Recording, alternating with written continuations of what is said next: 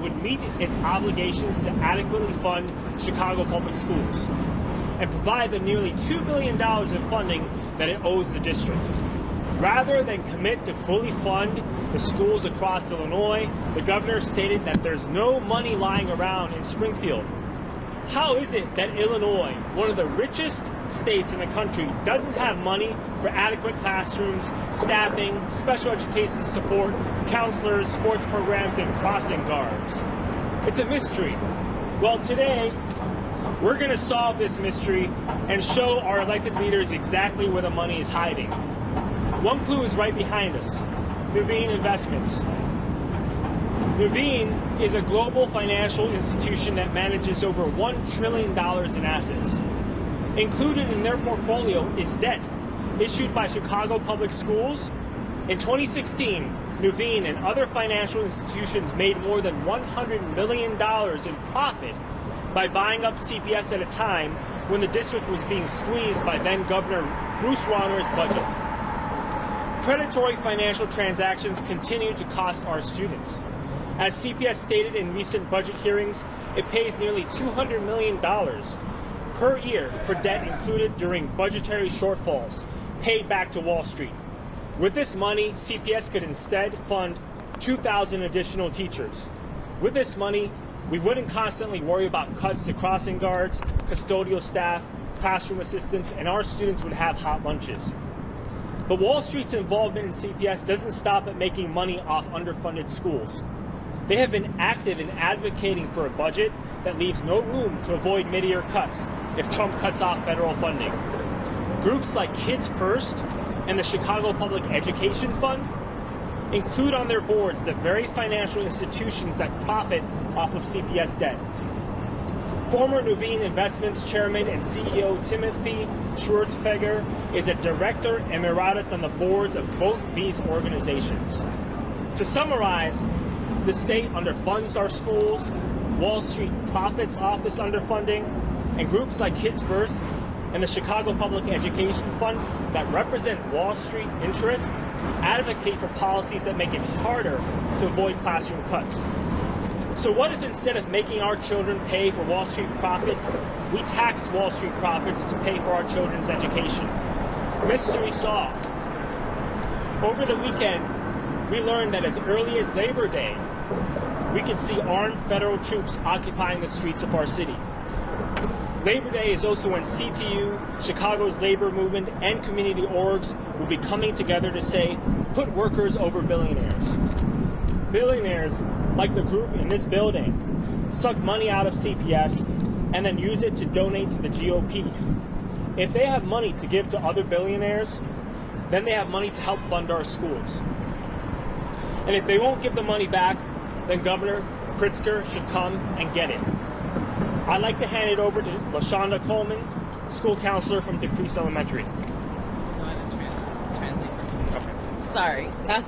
Joanna Maldonado, CTU organizer. I'm going to translate what Pam said.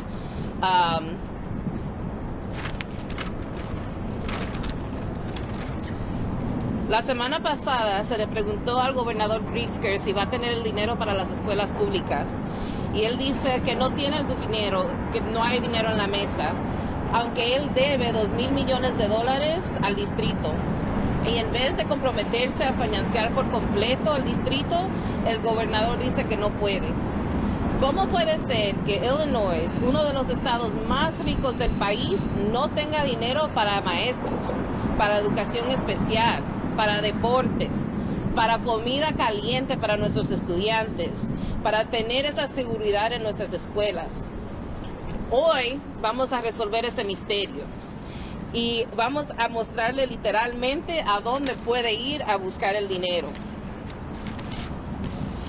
Detrás de nosotros hay una clave. Se llama Nuveen Investments. Nuveen es una empresa financiera global que administra $1 billón, a trillion in English, en activos. Activos son cosas que valen dinero, como bonos, propiedades o acciones, a donde ellos usan ese dinero para ganar más dinero. Y Nuveen está en cargo de un montón de riqueza. Encontramos bonos estimados por las escuelas públicas de Chicago En el 2016, Novin y otras instituciones financieras ganaron más de 100,000 millones en ganancias comprando deuda de CPS, justo cuando el distrito estaba siendo presionado por el gobernador Bruce Rauner. Estas transacciones financieras abusivas siguen costándole mucho a nuestros estudiantes. Como dijo CPS el otro día, CPS paga casi 200 millones al año en deudas a Wall Street. Con ese dinero, CPS podría contratar a 2,000 maestros más. Con ese dinero no estaríamos siempre preocupados por recortes de los guardianes, por comidas calientes para los estudiantes, para tener limpiezas en nuestros salones y asistentes. Pero la relación de Wall Street con CPS no termina ahí. También han estado empujando un presupuesto que no deja espacio para evitar recortes a mitad del año. Si Trump decide cortar fondos federales, grupos como Kid First y el Chicago Public Education Fund tienen sus juntas a las mismas instituciones financieras que benefician de la deuda de CPS. El expresidente de Novin, Timothy Scarferger, es director en las juntas de ambas organizaciones. En resumen, el Estado no financia bien nuestras escuelas. Wall Street gana dinero con ese financiamiento. Y grupos como Kids First y el Chicago Public Education Fund, que representan a los intereses de Wall Street, promueven políticas que hacen más difícil a mantener a nuestros salones abiertos. ¿Qué tal si en vez de nuestros hijos pagan las ganancias de Wall Street? Cobremos impuestos a Wall Street para pagar a la educación de nuestros hijos. Durante el fin de semana, Trump dijo que viene a Chicago con las tropas armadas. Y el lunes es el Día del Trabajador. CTU, el Sindicato de los Maestros, unidos con los trabajadores, que son los papás y los estudiantes de nuestras escuelas, vamos juntos a decir trabajadores por encima de los multimillonarios. Los multimillonarios, como Novin, que deben pagar más impuestos para financiar a nuestras escuelas. El gobernador Pritzker debería de venir a buscar ese dinero, especialmente si quiere ser presidente de los Estados Unidos. Arregla Chicago primero para que puedas componer al país. We need teachers, we need books, We need the money that Novin took. we need teachers, we need books, we need the money that Novin took. Thank you, and I'll introduce now Shonda Coleman from DePriest Elementary. Good evening. My name is LaShonda Coleman. I'm a 23-year educator. I currently serve as school counselor at DePriest Elementary School. As a school counselor at a high-needs school on the west side of Chicago, I know a thing or two about listening for what's not being said. I know it's how I help my students deal with the many traumas they navigate as young people growing up in disinvested communities. That's why last week, when Governor J.B. Pritzker said that there wasn't money to fund our schools, I heard exactly what he said.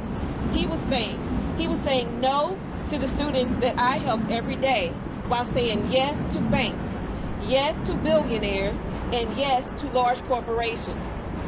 So, let's discuss the elephant in the room. At CPS, at the state of Illinois, and throughout this country, every year Chicago Public Schools report budget cuts.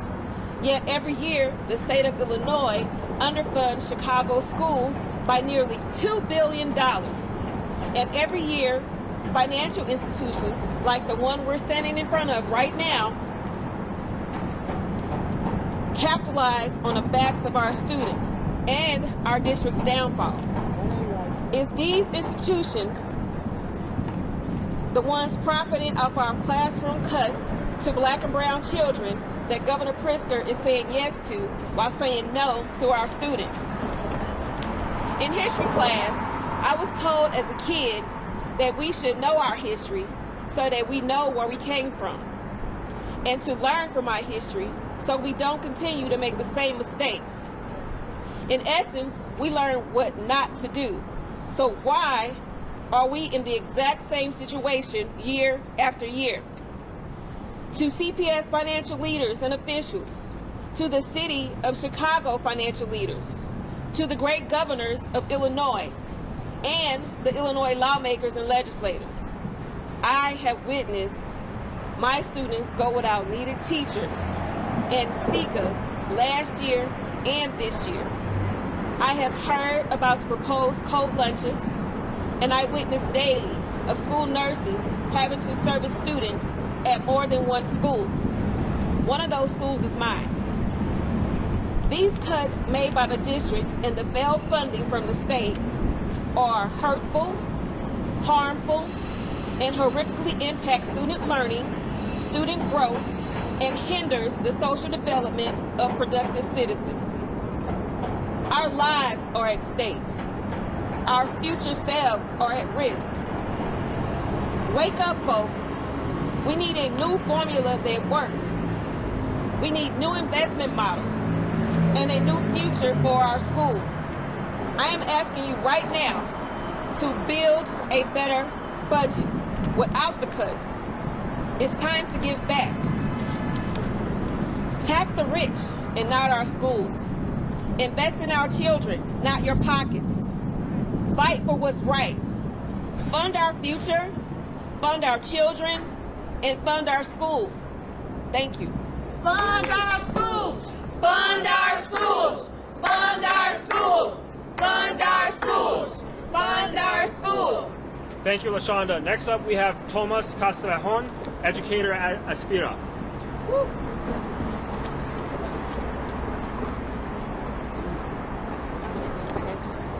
Hi guys, a little nervous, so my name is Tomas Castrejón, T-O-M-A-S, last name C-A-S-T-R-E-J-O-N. Good afternoon. I'm an ESL teacher in the northwest side of Chicago. As an educator, I've learned that saying no has a huge impact on our students, right? Through my many years as an educator, I've learned to avert no and find solutions. Sadly, our governor hasn't learned that lesson yet. And it is my duty to make sure that the governor understands that when he says no to funding education, he's saying no to every single student in Illinois, not just the city. We're no longer fighting a crisis that's small and targeted. It's a whole state. Every child deserves an education, and our governor needs to listen to us, needs to understand and propose solutions so that we can help you out. We're problem solvers, we're teachers. We're more than happy to help out. We give extra time all the time to our students, and now we're offering it to our governor. To the parents, please call the governor's office, send an email, let them know that we need fully funded schools, not just in Chicago, all of Illinois. The rich are getting richer and we're getting crumbs, and we have to make do with that. The answer is no. That is the one time that I can say no, Governor. That is not what we need. We need fully funded schools for every single child. Thank you. Fund our schools! Fund our schools! Fund our schools! Fund our schools! Fund our schools! Fund our schools! Thank you, Tomas. Next up, we have Shanice Stevens, educator. Thank you. Woo!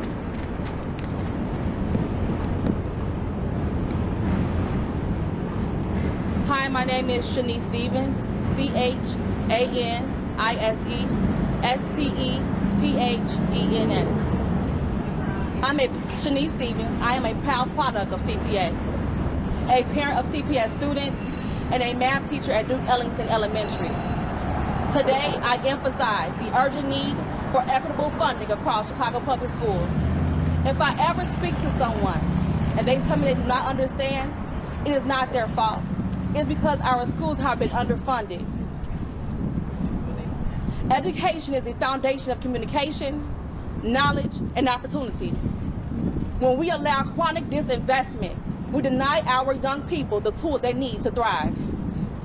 So imagine what it felt like for me to hear our governor say that he is not willing to find money to help our babies, our children, our future. With Trump planning to attack Chicago and our schools, we cannot wait to fortify our schools. We need the funding now before it is too late. On just the second day of the school year, I was already notified that we are running on a skimmed staff.